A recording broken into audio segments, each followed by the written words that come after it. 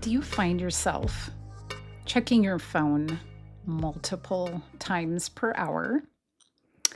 Do you find yourself scrolling, watching video after video after video? Do you find yourself binging on Netflix or TV series? Do you find yourself shopping for things that you didn't know you needed? Perhaps you are taking packages off your doorstep every day. There are a lot of behaviors that we do that become habitual, and a lot of them are linked to dopamine. People have heard perhaps about dopamine and dopamine detoxes, and I'm going to talk a little bit about that. And I'm offering a group for us to do together. So listen for more details if you are interested, and if you think that you might potentially benefit from a dopamine detox, which the positive side of that is a opportunity to enhance your focus. That's really what it's all about. So, what is dopamine? A lot of times we get that confused what dopamine is.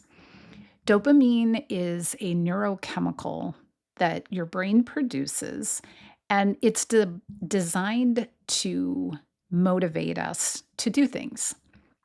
And without dopamine, you are unlikely to do really much of anything. In fact, they did a study on rats, and the rats that had the dopamine removed from their brains wouldn't even get up to go eat.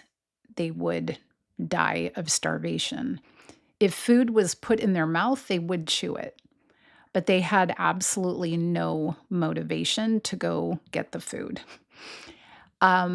We have always had dopamine, needed dopamine, and dopamine is very good. So, what is the problem then with dopamine detox, and why would we want to do that? Well, through history, we have had more and more opportunity to get cheap fixes off of dopamine or have cheap dopamine, kind of like junk food opportunities. The more that we get into technology and things delivered immediately to us, the more that we are tapping into dopamine, using dopamine related behavior that isn't always positive. So, many years ago, if you wanted to eat, you had to go out and get the food. You had to go, climb hills and mountains, and you had to defeat beasts and, cultivate land and all the rest of it. Now we can DoorDash everything. We have access to a lot of things that do give us a spike of dopamine, but part of the problem with that is that that spike of dopamine that you get from a lot of these kind of fast food types of activities or behaviors is not something that is really healthy for our brain, and therefore it can cause some long-term problems. So we're always trying to get to homeostasis. Our body is always trying to bring us back to balance or wellness, homeostasis.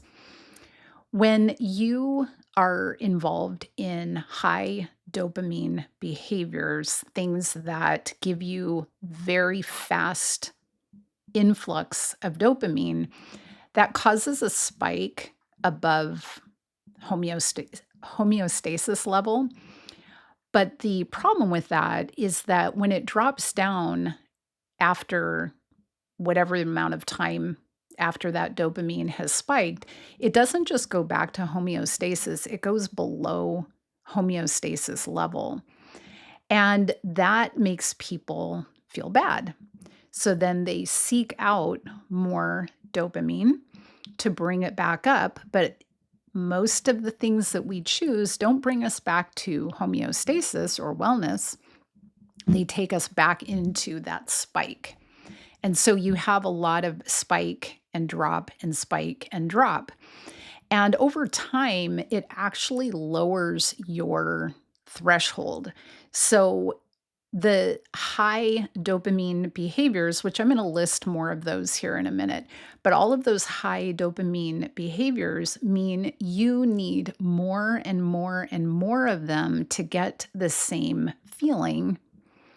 And over time, it gradually pulls you down to where you are less motivated and you don't feel as good because normal activities no longer give you any sense of wellness or peace, and you are constantly chasing more dopamine. I'm going to list some of the things that are more of the junk food type of, and I'm using that loosely, the junky types of dopamine.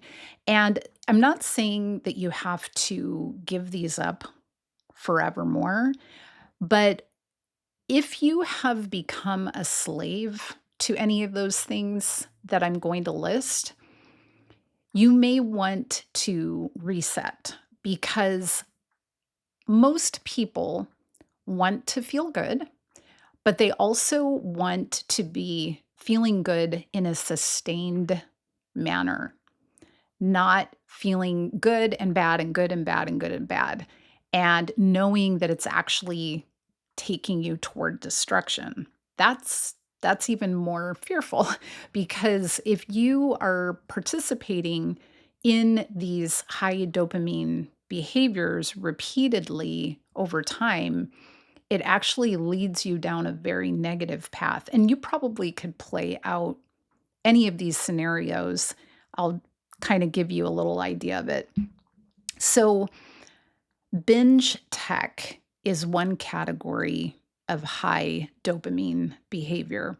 I want you to just think about yourself in all of the things that I mention and see if any of these apply to you. If none of these apply to you, then that's amazing.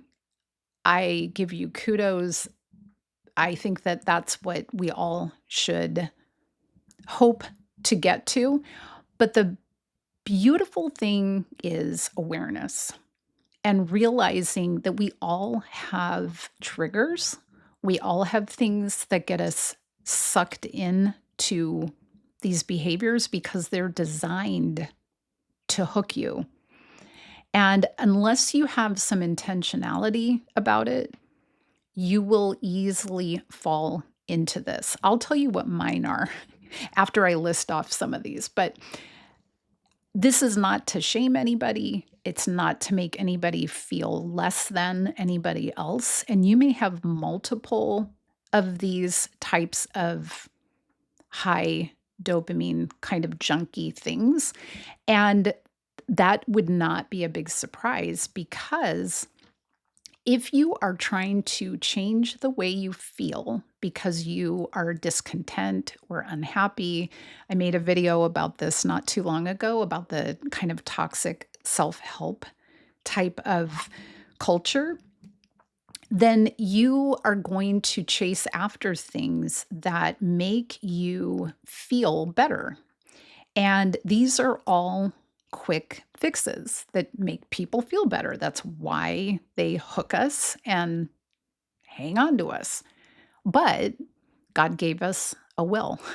He gave us a mind. He gave us a mind that actually can regenerate and get reset and refreshed. But if we just keep falling into the trap and act like we're victims and we don't have any kind of control over these things, then they will control us. And that's just kind of how they're designed. So it's really a matter of, first of all, having the awareness and not feeling ashamed that, that is one of the traps that you fall into, and then getting on track through a variety of things that I'm going to suggest. Okay, so binge tech is the first one. In this category, we have things like social media, even YouTube, which I'm a YouTube content creator. And I would say that if I am creating content that you are binge watching, then maybe you need to step away, and that's okay. I am not here to get more followers or money or anything. I'm here to help people.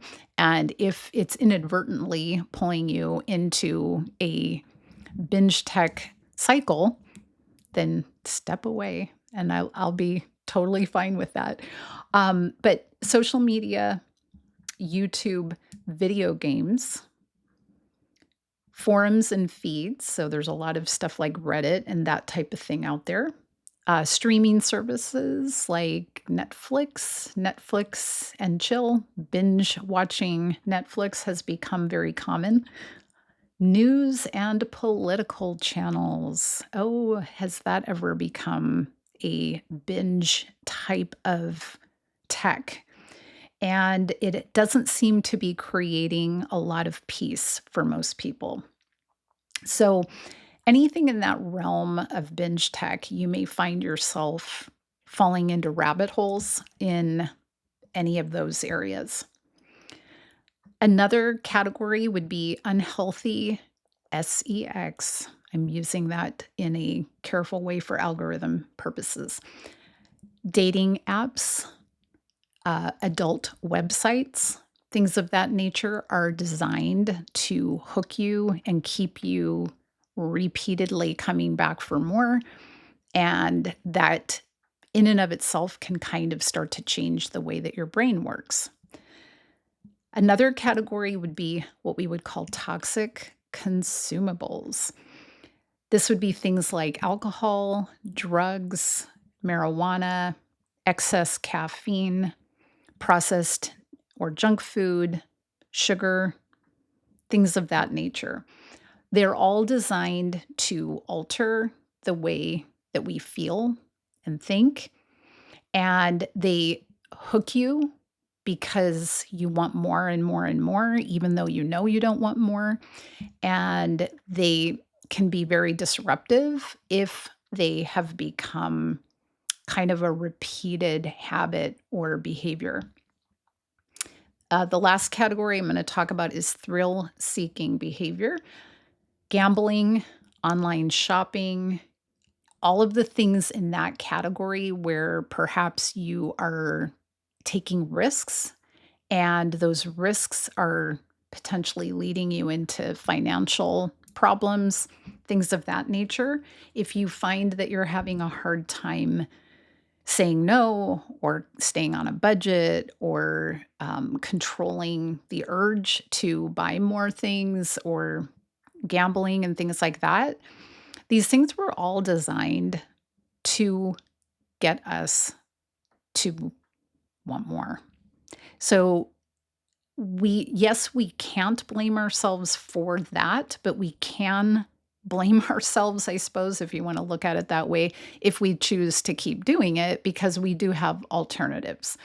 But again, it's not a shame thing. It's just a matter of realizing that this is part of the way that society helps, certain individuals that are trying to grow financially or whatever. And you see the industries like food industry or alcohol, even things like you look at cigarettes. Okay, we not outlawed, well, kind of outlawed. We made it very hard for people to smoke, right? That put a barrier between people and nicotine until they came up with a vape. And then all of a sudden, people can do it anywhere. And we're finding how destructive it is to your lungs. And somehow there's always this new alternative that hooks you again. And it's not healthy and it's not leading to wellness, homeostasis, and God's best for us. So, with those things, do any of those kind of sound a little bell inside of you? For me, it is definitely my phone, YouTube primarily, I would say those 2, anything related to my phone. I don't keep other social media apps on my phone, like Facebook or things like that. I don't keep it on my phone. So if I wanted to look at that, I have to make an intentional effort on my computer. But for things like YouTube, I will oftentimes listen to a video and then another one and then another one. And they're what I would consider educational. Sometimes they're just funny, and there's nothing wrong with that. However, we all know when it's become like, "Ugh, I'm not getting done these other things that I meant to do, or I don't really feel so good anymore because I feel like I've just wasted a lot of time, or I'm not really implementing all the stuff that I'm learning. I'm just taking in more, consuming, but I'm not actually putting anything into practice. So life is really not changing. And yet I'm spending all of this time consuming all of this information. And I think that there's some even more with things like YouTube. I love it. I will probably always use it. And I love having the opportunity to learn and think about things differently. But I do think we have to be super intentional with education and learning as well, so that we are taking it in chunks that we can consume and then make use of. So for me, that's an area that I really want to pay more attention to, because it can be very easy for me to slide down that slope of watching video after video after video. And before I know it, I'm like, oh, shoot, I didn't start dinner yet, or, whatever. I know that sometimes things like my husband and I will get involved in like a Netflix series, and oh, just one more, just one more, just one more. And we intend to get up in the morning and work out or whatever. And the that doesn't happen because, you're so tired or whatever. I've gotten better about that, but I do know that I tend to be one that gets tired earlier in the evening, but definitely have fallen down that rabbit hole. And I used to do that a lot with books that were fictional books that were very intriguing to me. I would stay up through the night, and boy, the next day you have little kids to take care of. And it's so easy to get hooked on things that you feel like you don't have control to stop anymore. And at some point, you just have to say, hold on, this is not the way that I want things to be, and I want to reset. So, any of those categories for you, or multiple categories for you, are all connected to spikes of dopamine that drop you later, that you need more spike of dopamine to be able to start to feel okay again. And what is the solution? So there's kind of a divide out there when I've researched dopamine detox as a topic. Some people say there's no such thing. Other people say it's the best thing you can do. I would say it depends on what you're doing and why you're doing it. So I definitely think we have opportunities in life to reset, refocus, and determine what really is of high value to us, and then put our energy into that. If we recognize that there's a problem and we say, I need to kind of like get back to whole foods, get back to really like taking control of my life or whatever, taking control of what I want to be doing with my life. I think a dopamine detox is wonderful. But yes, there are a lot of things that give dopamine that we should not need or shouldn't be detoxing from. Going outdoors and walking in the sun, putting your feet in the grass, going to the ocean, taking a hike, these give you dopamine. They're just not the spike and the drop kind of dopamine. They do give you motivation. They do reset because it's how God designed it. He designed slow, natural release of dopamine, not the spike and drop kind of dopamine, the junk food type. It's so metaphorically similar to how we eat. If you're eating whole foods, high fiber, healthy fat, healthy protein, you're going to feel sustained energy. You're going to feel good for long periods of time. When you're eating junk food and sugar, you're feeling good and horrible, up and down, back. Same idea. So, good, steady, gradual, sustainable dopamine, we don't have to detox from. In fact, those are the things that we should be focusing on during a dopamine detox. So, a dopamine detox really is about the junk food type or the junky type of dopamine.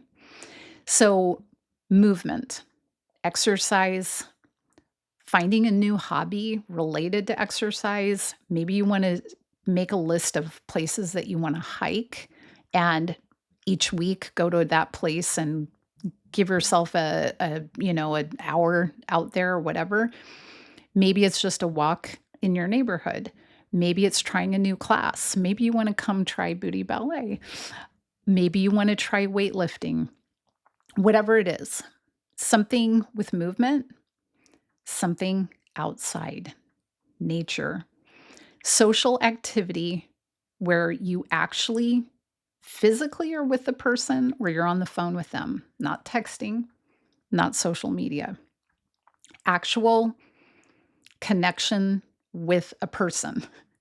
And what a better way to deepen relationships and friendships using your time to not connect through social media, but to connect through a phone call, through a walk together, going to lunch, whatever. More of those healthy, sustainable, long term type of dopamine is going to be reflection, taking time to be quote unquote bored. We're not used to being with our own thoughts and being what some people would call bored. In fact, if you are having a hard time listening to this video or watching this because I don't have a bunch of jazz going on, you may be having some focus issues because you should be able to listen to an hour, a 2-hour lecture, a talk on some subject without being entertained. And if you can't, that may be an area to consider growing and expanding and reducing the high speed entertainment that you have become accustomed to.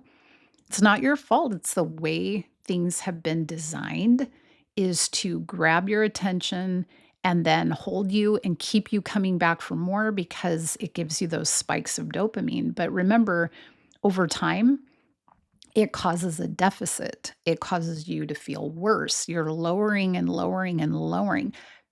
People have cured anxiety by getting rid of their drug of choice. I'm reading a book, Dopamine Nation by Anna Lemke, Dr. Anna Lemke. Very interesting book. And she has had many patients who are addicted to all manner of things. This is all part of this dopamine trap, who are addicted to it because they have anxiety. But when they go off of it after 30 days, their anxiety is gone. So even though the effort with the marijuana or the alcohol or the sugar or the websites or the shopping or whatever was to try to relieve anxiety, it actually caused anxiety. And in turn, once they got away from those things, all of a sudden, anxiety was gone. So, the things that we can do that slow us down, that may sound boring, actually will restore us to homeostasis. Excuse me. So, the blessing that God gives us is that we have the ability to not only become aware, but to use our will to change the trajectory of our life. So, during this 30 days, typically what's recommended for a dopamine detox, usually the first week or two is when things feel weird, very discombobulating, maybe depressing. Maybe you find yourself going to your phone to check, but the app isn't there, because I would recommend you take the apps off your phone. Try to log out of everything that you can that you are tempted by. It will feel weird because there's a habit loop up in your brain that is telling you that this is what we do. But if you can get through that 2 weeks, the next 2 weeks, you start to wake up and you say, wow, this, this is what life is about. And you can readjust things in your day-to-day life so that you are getting that homeostasis that lasts, not feeling the spike and drop all the time. You eventually, after the 30 days, get to reintroduce things back in if you choose to, but you be very intentional about it. So if you want to join me, I am going to be doing this regardless. I would love to have you. Now, I'm going to offer 2 ways to do this community, and you're going to get to choose. I've done sugar detox in the past. If any of you have been a part of that, I offer hardcore and Hello Kitty. Hardcore is you get rid of all sugar so that you reset your taste buds. Hello Kitty, you don't get rid of all sugar, but you get rid of the obvious big ones like the cake, the cookies, but you may be still eating ketchup, which has sugar in it. Why the 2 options? Sometimes people are just not ready for the leap to hardcore, and it keeps them away from the benefit that would come from at least reducing or getting rid of their big trigger. So I think that the best thing for you would be hardcore.